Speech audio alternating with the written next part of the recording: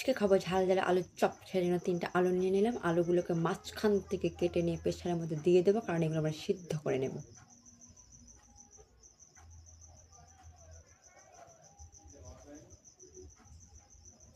সিদ্ধ করার জন্য দিয়ে দিলাম জল।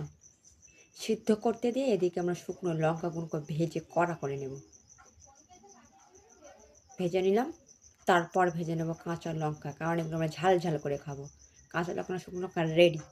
3টে সিটি দিয়ে এটাকে নামিয়ে নিলাম, তারপর এটাকে ছানা শুরু করলাম।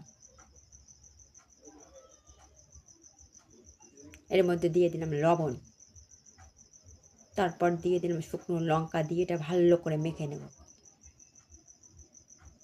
তার মধ্যে দিয়ে দিলাম কাঁচা লঙ্কা, আদা রসুন বাটা, জিরা।